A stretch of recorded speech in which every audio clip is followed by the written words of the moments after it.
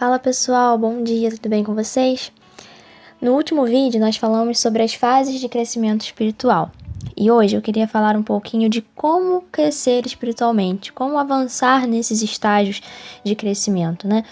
Em 1 Coríntios 3, de 1 a 2 diz assim: E eu, irmãos, não vos pude falar como a espirituais, mas como a carnais, como a meninos em Cristo. Com leite vos criei, não com carne, porque ainda não podias, nem tampouco ainda agora podeis. Bom, existe um caminho para a maturidade e nesse caso nós precisamos entender que não é só o tempo que nos levará a resolver aquilo que precisamos. O amadurecimento físico, ele vem com o passar do tempo, né? O amadurecimento natural. Com o tempo a gente cresce e amadurece em diversos aspectos da nossa vida, mas espiritualmente falando, o tempo ele é necessário, mas o tempo por si só, ele não resolve tudo. Hebreus 5,12 diz: De fato, embora a esta altura já devessem ser mestres, vocês precisam de alguém que lhes ensine novamente os princípios elementares da palavra de Deus. Estão precisando de leite e não de alimento sólido. Isso mostra que mesmo com o tempo, né, onde já deveríamos estar ensinando e discipulando outros, ainda estamos no beabá da fé. Então só o tempo não resolve. Então o que eu e você precisamos fazer para crescer? Lá em 1 Pedro 2,2 também diz assim: Desejai ardentemente, como crianças recém-nascidas, o genuíno leite espiritual, para que por ele vos seja dado crescimento para a salvação. Então, além de desejar o crescimento, nós precisamos desejar o que nos dá o crescimento, que é, em primeiro lugar e antes de mais nada, o alimento. Sem alimento não há crescimento, né? Cada fase de crescimento natural, por exemplo, né, tem a sua característica com relação à alimentação, né? Os bebês, eles se alimentam e suportam o alimento como um leite, né? Seja materno ou seja o artificial, mas os bebês, eles tomam leite. As crianças já começam a ter alimento um pouco mais sólido, mas assim mesmo com algum tipo de restrição, e isso vai avançando até poder comer de tudo, né? Ou seja, sem alimento não há um crescimento, não há um desenvolvimento. E na vida espiritual acontece a mesma coisa. Lá em Mateus 4,4 diz assim: Jesus respondeu: Está escrito, nem só de pão viverá o homem, mas de toda a palavra que procede da boca de Deus. Então, para podermos nos desenvolvermos espiritualmente, nós precisamos nos alimentar da palavra de Deus. Não tem como viver uma vida verdadeiramente cristã sem o envolvimento com a palavra de Deus. A palavra é o alimento que nos fará crescer em todas as áreas da nossa vida. Ela nutre o nosso espírito, né, de forma completa. Como lemos em Hebreus, né, agora os versículos de 11 a 14, Hebreus 5, que diz assim: A esse respeito, temos muitas coisas que dizer e difíceis de explicar, porquanto vos tendes tornado tardios em ouvir. Pois com efeito, quando devias ser mestres, atendendo ao tempo decorrido, tendes novamente necessidade de que alguém vos ensine de novo quais são os princípios elementares dos oráculos de Deus. Assim, vos tornastes como necessitados de leite e não de alimento sólido.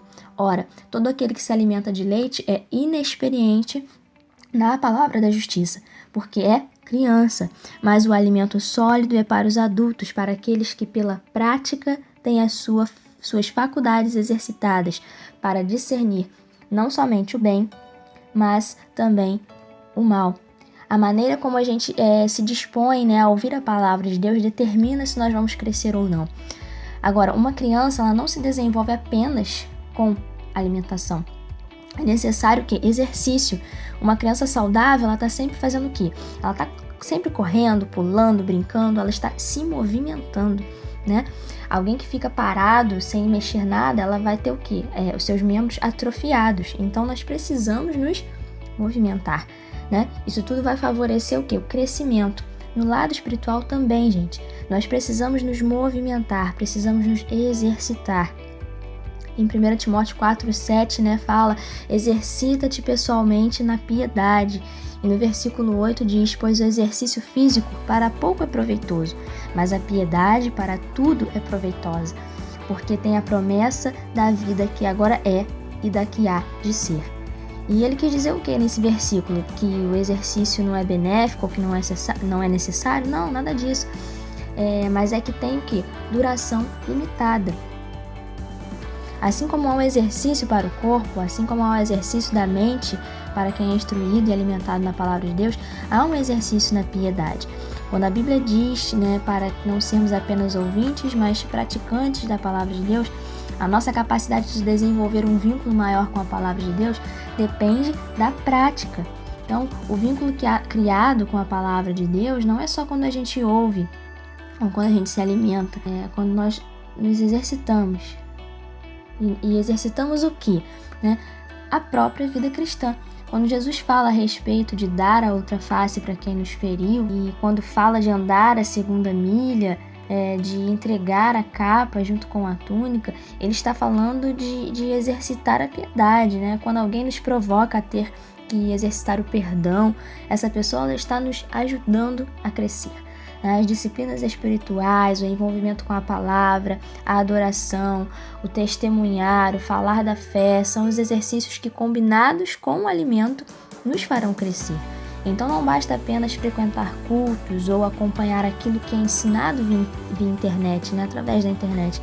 O importante é que você se alimente da fonte, leia a Bíblia, e faça isso todos os dias, tire um tempo com Deus. Mas se não decidirmos nos exercitar na piedade e decidir praticar a palavra de Deus todos os dias, não adianta ter apenas o alimento. A combinação dessas duas coisas são a receita para o seu e para o meu crescimento. Então que Deus abençoe a sua vida, a vida da sua família e abençoe a nossa caminhada, rumo a essa busca de uma maturidade espiritual. Que Deus abençoe seu final de semana também. Grande abraço. Beijo, pessoal.